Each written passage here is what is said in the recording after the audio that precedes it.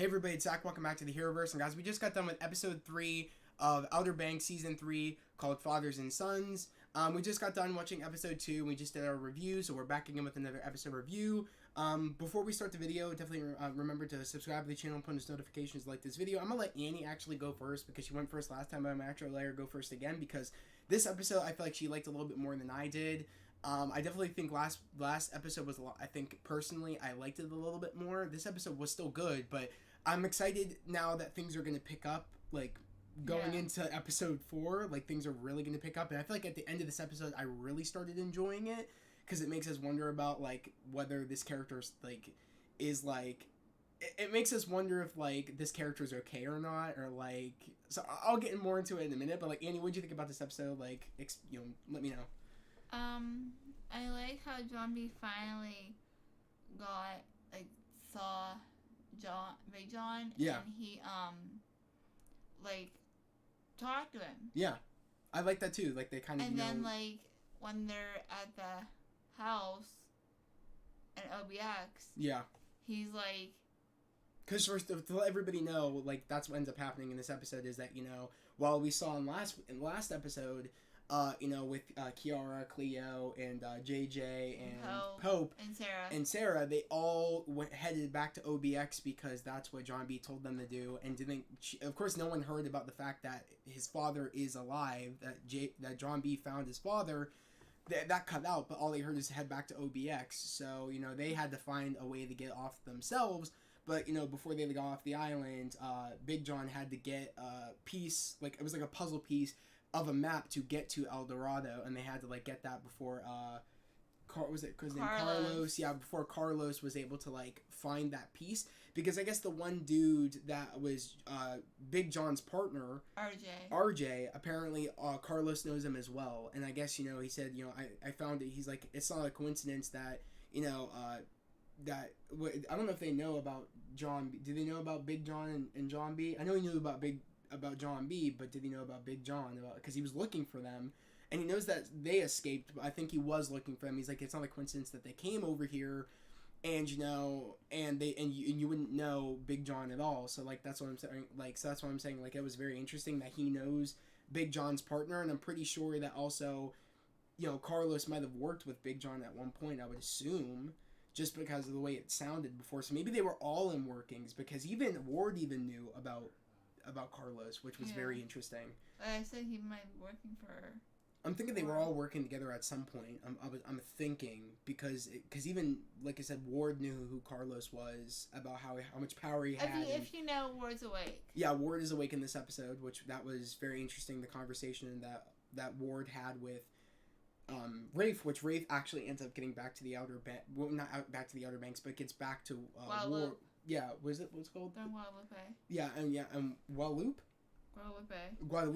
There, he got back there because he ended up beating up, I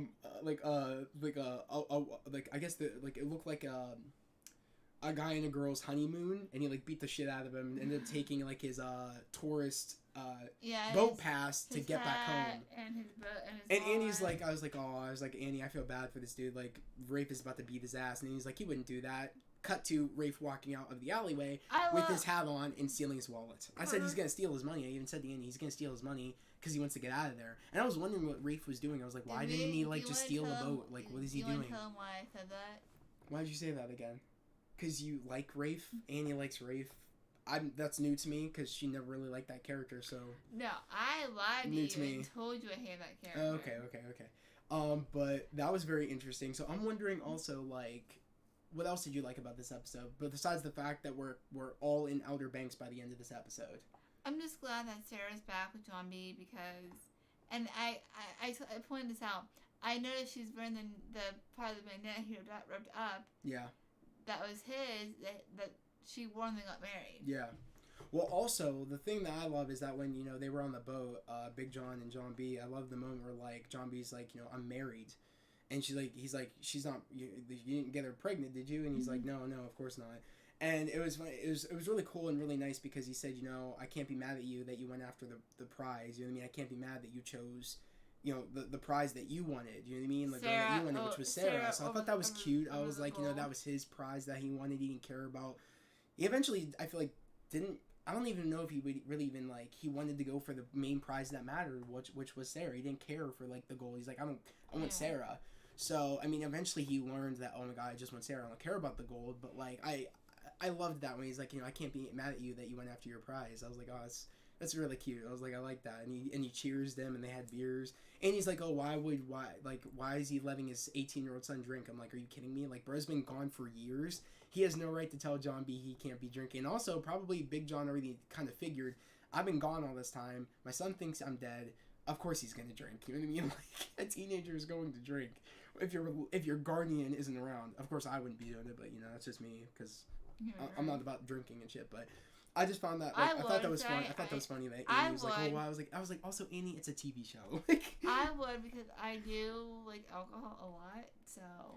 The little amount of alcohol Annie's ever had in her life, she claims she likes alcohol. No, I've had a lot of wine. Like maybe twice she's had something. I've had champagne at my niece's wedding. Okay, Annie, okay. So. But I don't know. I'd say I enjoyed this episode. It really didn't get crazy for me. Also, I want to talk about this real quick. About Pope catching Kiara and JJ having a moment on their way back to the Outer Banks. He was pissed. I said to Annie he has no right to be pissed because he's... I didn't say that. No, I know that. I'm saying to like Pope, like through the screen. I was saying at Pope, I was like, you have no right to be pissed, bro. You were literally flirting with Cleo. Like, you've been paying attention to Cleo this entire time. JJ, all he could think about was trying to get Kiara back. And I thought that was adorable. I was like, oh my god, he really loves her. He wants to get her back. She clearly loves him. They love each other. Let's not play.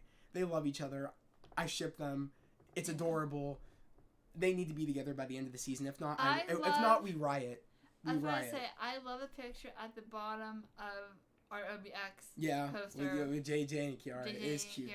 They're a very cute couple. And I'm really hoping that they get their happy ending. I'm hoping, Pope and Cleo had a moment when they got to, a stop before they got to the Outer Banks because they needed to refuel, they needed to get food. And, of course, Kiara, Cleo was teaching Pope how, to shoplift and stuff. But I thought that was cute because they made a pact where it was called the No Love group or Love Pact. The No Love Club. Yeah, the No Love Club. And I thought that was cute because, she's like, we're going to make a dance or whatever. We're going to make a handshake. And I think I forget how it started. It was No Love and it was club or whatever like that or something like that. But it was funny because when Pope was doing it, he was just and she's like, no, you got to give some oomph into it. And I love how they fit so well. Yeah. And I'm really hoping that, Pope will realize, oh my god, she likes me. Because it's clearly Cleo likes him. What are we doing here? Other than that, the ending though, which I'll probably let you break it, but I'm a little concerned about John B, and I'll let you explain what the hell just happened. Okay, so we think John B is with his dad. Mm-hmm. And then he has a dream that Carlos showed up. Mm-hmm. And then, he's fighting him, and then Carlos gets away. Carlos says oh, this isn't over, or something like that. And he leaves, and then John B's dad goes in my throat and starts he said it's your fault or whatever. Yeah. And then he woke up. And guess who was there? Sarah. Sarah was there and saying it's okay, and she's I think she said I was worried because the phone call broke up, and he's like oh you didn't hear, and she's like no, all we heard is that I head to back to the Outer Banks. She's like, my dad's alive, and she was like, he's right here, and she's like, where is he? Because he wasn't there. And then John B goes off looking for him. He said, no, seriously, Sarah, I'm imagining this. And he says, Dad. Give me a second. I am so concerned that the writers of this show made us even think, was he alive? And making John B think he's crazy. I swear to God, if they're making my bro go crazy, I will be so upset. I don't think he's crazy though. I think he actually found his father. I think he actually found his father. I can't. What about did you mean your bro? No. By bro I mean I don't want bro to go crazy. You know what I mean? I don't want him to do bro like that. And then just because they want to write Sarah with Topper. I don't want that bullshit. They're not gonna put her with Topper. I hope to God not. She doesn't like Topper. I know from the trailers. There's something going on where I think this might be the reason why she goes more the Topper, because maybe she totally thinks John B's losing his mind. I totally have a feeling that maybe the father is on trying to make John B, making him sound like he's losing his mind. I don't even know, but like, I'm not down with this shit though, because it's cut if that's what his father's trying to do. Yeah. Either way, like it got hella interesting by the end of the episode. Like I was so interested by the end of the episode. I was like, oh my god, like are the writers trying to make it sound like this was all in his head and like we're insane too? Like are they trying to do shit like that? Because I was like, damn. So I'm invested. I can't wait to see like in the next episode, like if like how long, like, because I have a feeling we're gonna have episodes where like as they leave, that's when his father will come back in, and then like, oh, they're like, oh, like, and as the moment like one of the friends come in, they're like, oh, like Sarah, oh look, and then he's gone again. You know what I mean? I feel like he'll do the vanishing act, and he'll keep his friends will think he's insane. You know what I mean? Until the final moment where like he'll probably come out and he actually is like, no, I'm actually alive. I don't know. I feel like there's gonna be multiple moments like that because I feel like the writers want maybe to build this up or something like that. I don't know why, but like I'm really concerned that was this all in John B's head. Mm-hmm. I hope not, but then again, they've been on that island for like months. Like 3 months, I think, at most. So maybe he's losing it. Like how she was kind of losing it when she thought she saw a boat out in the distance. Sarah, I was a little concerned about Sarah, but not as much anymore as I'm because she's like more concerned about John B right now. She's more like okay. She's kind of mellowing out as they've been around other people and they've been off the island. But I'm really worried about him if this has actually just been in his head. Yeah, we'll have to wait and see. I'm not quite sure, but definitely, guys, if you guys have been watching it with us and slowly waiting for our reviews to come out as we're reviewing them, like let me know how you guys have been liking the season so far. But if you're way ahead of us, but you catch our episode by episode reviews, definitely let me know what was your favorite episode so far. Definitely let me know how. Don't tell us what happened. No spoilers, and also definitely let us know how you've been liking the season so far, because I don't know if you know this, if you caught my other 2 previous episode reviews of Outer Banks, but I binged it I think it was in the middle towards the end of last year, both of the seasons. Annie convinced me multiple times that the show was good. I said that there's no way this show was good. I watched the first episode. I was like, I'm hooked. I'm like, this is dumb, but I'm hooked. I still can't get over again, I don't know if it's Chase Stokes' run, but I can never get over that. It's just terrible. I'm sorry, Annie. Like, the running is bad for him. It was like too because bro, especially in season 1 when he was running from Ward, throughout the neighborhood, bro's running is terrible.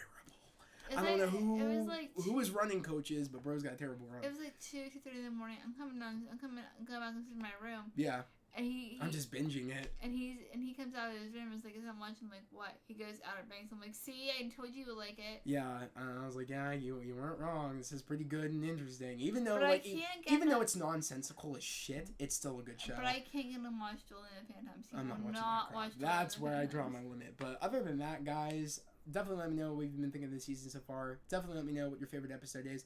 Again, no spoilers until we probably get to like the last episode. Then if you want to talk about any episode, in-depth spoiler about what you liked or what you didn't like, definitely do so. Yet again, guys, subscribe to the channel, punch notifications, like this video. I'd love to have you guys here, part of the family, part of the channel. We're all about spreading love, positivity, and motivation.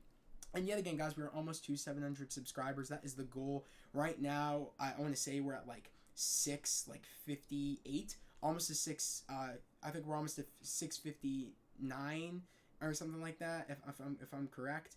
But we're making our way to 700 subscribers. My initial goal by the end of the year is to get to 1,000 subscribers. I know we can do that again with your support. But yeah, guys, again, that was the video. I hope everybody has a great day, a safe day, and we'll see you guys in episode 4 of Outer Banks Season 3. Peace.